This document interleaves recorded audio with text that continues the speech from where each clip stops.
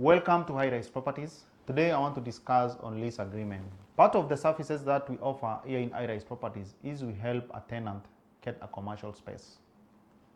Before you enter into a contract, the first step that the tenant does is they arrange for viewing of the spaces.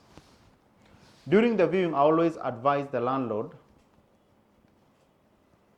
to have what we call a tenancy form. These will help them get as much information from the tenant during the viewing. Get much information. If the tenant is satisfied with the space and the landlord is also in agreement that the tenant is in a position to enter into a contract, the landlord prepares what we call a letter of offer. This by itself is not a contract but makes a basis for one. After the landlord had prepared the letter of offer and is duly signed by the tenant, the landlord prepares what we call a lease agreement using their respective advocate. Lease agreement. The law that captures this is what we call Landlord and Tenancy Act, Cap 301. Now I need to explain to the landlord the three fundamental issues that it needs to capture when it comes to a lease agreement. The first thing, any lease agreement should be in writing.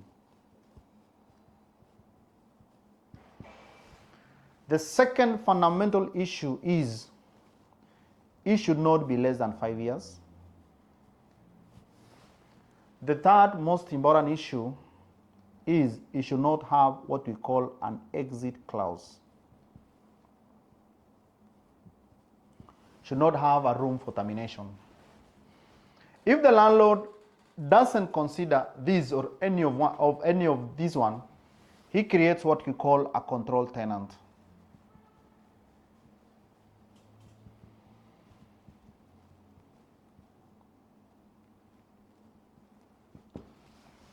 He creates what we call a control tenant.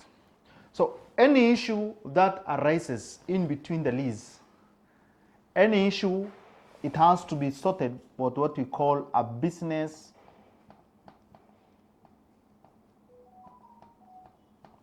rent tribunal. And actually, this is the worst nightmare for any landlord. One, it takes really a long time to get any issues sorted by the tribunal. The second thing is the tribunal sometimes is prone to corruption. The third issue is sometimes the tenant takes advantage not to pay rent on time during the process of setting issues in the rent tribunal.